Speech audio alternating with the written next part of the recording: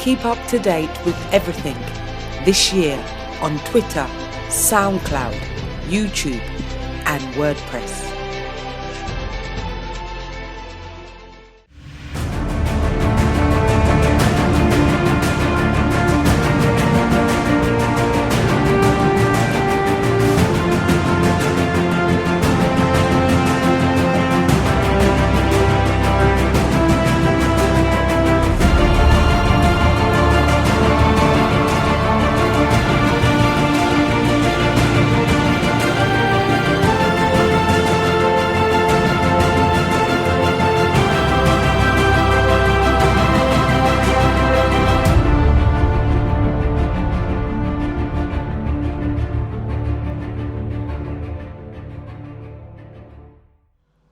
Hello and welcome to Diary of a Mercedes Fan Extra. This is the extra segment where we talk about everything Formula 1 and what's going on in the Formula 1 world at the moment.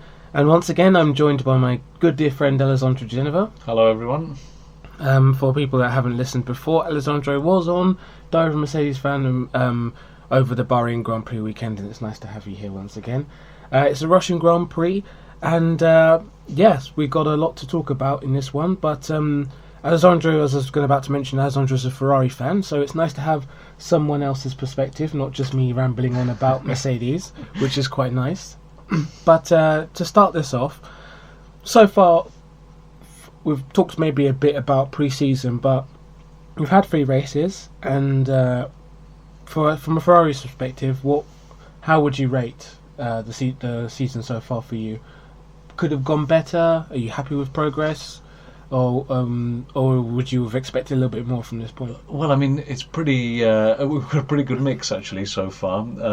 I suppose you could say we've had the good, the bad, and the ugly, really, for Ferrari. So yeah, obviously the high points have been finishing on the podium in each race, which has been nice. The bad was the unfortunate collision between the 2 drivers at the start of the Chinese Grand Prix. I think that's probably the low point there, and the ugly really is the unacceptable reliability issues in the first couple of races, which have already compromised any small chance of fighting for the championship, in my opinion. But yeah, no. I mean, so far, plenty to talk about, really, and but generally the performance has been quite good when it's been there, and Sebastian Vettel's fight back in the Chinese Grand Prix was really impressive, and Kimi as well to an extent, and yeah, the only concern is now having to keep an eye on Red Bull, because they are catching up as well, and they look like they're only going to be getting stronger. So really, it's not just about pushing on to try and challenge Mercedes. We've got to keep one eye on the competition behind as well. Good point. I was just about to mention that Red Bull have had a resurgence, especially in the Chinese Grand Prix, and going forward, do you expect them to be a threat, especially to Ferrari and even maybe Mercedes going forward? I don't know if they can be a threat to Mercedes. I can see them being a threat to Ferrari easily, because they're already, I think, doing better than some people expected at this stage of the season, and by the sounds of what they got in the pipeline, they're only going to keep improving. Really, they're only going to keep closing the gap. So yeah, it's going to be interesting, but not so comfortable from my point of view. But hey, the competition is good in a way. If we can all 3 challenge for wins together with Mercedes, that would be good. But if they're just going to be getting in the way, then I'd rather they stay behind. In China, both of the drivers in qualifying made a mistake, but I was actually quite worried, because it looked like at least in China that Ferrari, genuinely on pace, could have taken pole. Do you think that there's a realistic chance this season that you're close or can fight with Mercedes in a if everything goes right on a given race weekend, do you think that you're there or thereabouts, or do you think there's still a bit of time that needs to be caught up? I think there's still time. I think it's too soon. If it will happen, it's not going to be in the near future. Is the way I see it. But yeah, who knows? Maybe later on in the year, it could happen. There's been also talk about regulations coming in for next season and the tyres, and a lot of people and drivers have been saying that the new regulations aren't the way forward for trying to make a car go faster. What's your kind of opinion on this? Because obviously now the 2017 is going to be the next change, and it's going to be a very quick change in the sense that 2014 was the last big change. 2009 was the change before that. It seems now that they want to make another change.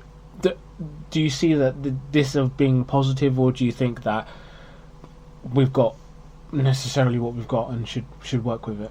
Yeah, I mean, there's talk that the planned changes are going to make the racing less interesting, and this is very much a possibility.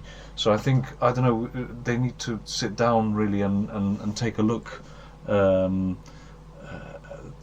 these proposals in detail, and sort of get together and spend some time and actually think about it and see what the effects will actually be, because it's all well and good to make the cars faster, and while that would be a good thing, if the races then become less interesting, you're gaining one thing and losing another thing. So maybe they're just trying to rush into it too much too soon, and maybe they need to just think about it a bit more and maybe put it off for 1 or 2 more years.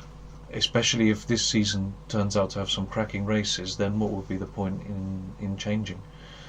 From the other point of view, keeping the rules as they are would still allow the other teams to catch up to Mercedes, and last year was better than 2014 in terms of competition. This year is looking to be better than last year, so with the rate of progression like that, you would think that maybe within coming years it would get more and more interesting, and maybe eventually somebody would overtake Mercedes.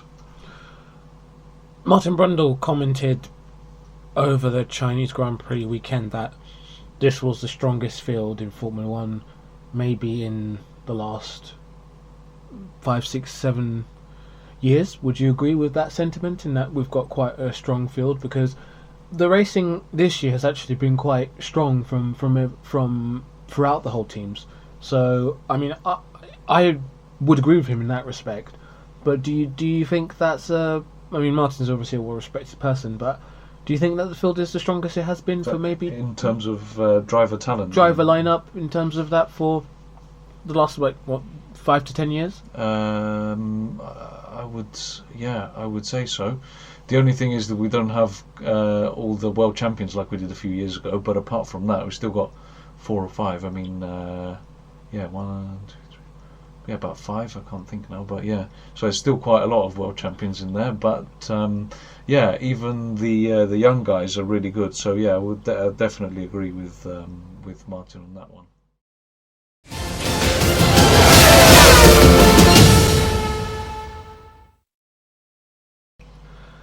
And just a few now quick fire questions.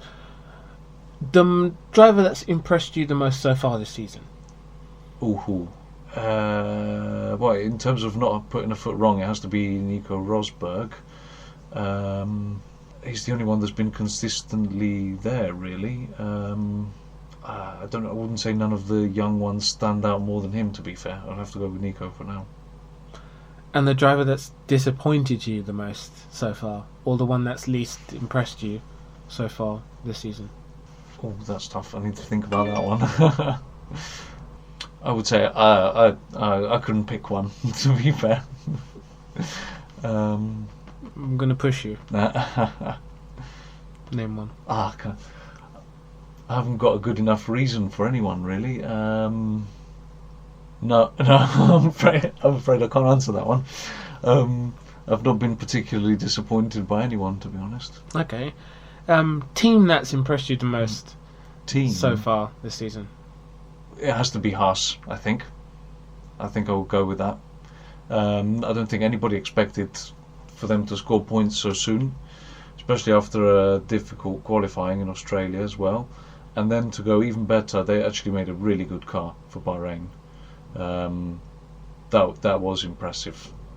Don't know what happened in China, but so far so good, and I'm sure the result in China was more beneficial to them, and hopefully they can understand and learn and come back from that. But yeah, I'll go for Haas. And to counter that as well, the most disappointing team with their performances. Renault, really. I think did Palmer finish last in China? I think he did. Yeah. So I think he was compromised as well on the first lap.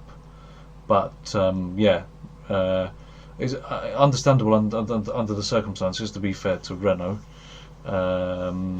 fitting the engine back into a car that was not initially designed for that engine, and and just getting everything back together. Of course, they don't expect anything special from them this season, but they should nevertheless not be finishing last. They should be beating teams which are less well off than them. And the last two questions of this quick fire round. Favourite moment of the season so far from you? Oh, for me, it has to be the Ferrari start in Australia. That was a nice assault into and out of the first corner. Yeah, that was the moment I most enjoyed. And the race... Not being biased at all there. And the race that you've particularly enjoyed the most this year? I think all three races have been really good, actually. Bahrain was just non-stop, overtaking left, right and centre. China was pretty good as well. Australia was pretty good as well. I think I have to be Bahrain, though. It was just everything was going off in that race, and everybody drove really well. There was no serious incidents or anything. It was good, clean, exciting racing. Yeah, one of the best for a long time. And to move on to Russia, your team Ferrari, I'm sure will be looking to take the fight to Mercedes, but what I wanted to talk about was the reliability issues. Obviously didn't play their part in China, but would you confidently say that they're still there, or do you think that they've got on top of them, or do you think it's just something that could literally pop out and happen at any time? So China was a good sign that things are going back into the right direction, in that both the cars finally made the end of the race. We'll have to call on performances like that for a few more races in a row before we can be confident. I think that it won't happen. I mean, obviously anything can happen at any time, but so far it's been one race where nothing has happened, so that one is the one off. So we need a few more of those before we can confirm that everything is okay and has been sorted out. But it seems to be moving in the right direction. I mean, the things that did go wrong were probably easy fixes anyway, easy to correct, and you don't really know that something like that is going to happen until it actually happens. And so it happened, and there we go. We hope that they learn from it, and so far so good. Now let's see. Hopefully it can carry on like that. Okay, and to conclude this episode, I'm going to ask you your top 10 for the Russian Grand Prix. All 10 drivers, from 10 down to number 1. Okay, I'll go from 1 to 10 first, because I think it'll be easier that way. I'd expect Mercedes have been really good in the previous 2 Russian Grand Prix, so I'll put them first and second. I wouldn't know which one. You can never count out Lewis, especially with his back against the wall. So I wouldn't know who's gonna come out on top. It's looking like third to 6th could well be the 2 Ferraris and Red Bulls. Seems to be heading that way. Again, I wouldn't like to say what order. Could be any order. 7th and 8th would probably be Williams, and potentially mix them in for 1 or 2 places higher. And 9th and 10th then could be anyone. Force India, Toro Rosso, Grosjean maybe, if he can sort it out. McLaren, if they get themselves together, maybe for 10th place. But yeah, it's difficult. It's really hard to predict, the most unpredictable sport. But yeah, there's a rough estimate. Okay, well, thank you very much. Also, thank you so much again for being on the show. It was a pleasure. It's always nice to have company on this one, so thank you very much. The Russian Grand Prix gets underway this weekend, from Friday coverage of first practice all the way through to qualifying will be on SoundCloud, and then Diary of a Mercedes Fan on YouTube. So Nico Rosberg, he's on form at the moment. He's won the last 3 Grand Prix and 6 consecutive wins in Formula 1. Can he make it 7? Only we can see. I'm off to get a drink of water. My voice is breaking. But thank you very much for listening. And yes, I'll be back very soon with another episode of Diary of a Mercedes Fan. Thanks again to Alessandro. And hopefully, yes, we're for an exciting Grand Prix weekend. Keep up to date with everything this year on Twitter, SoundCloud, YouTube and WordPress.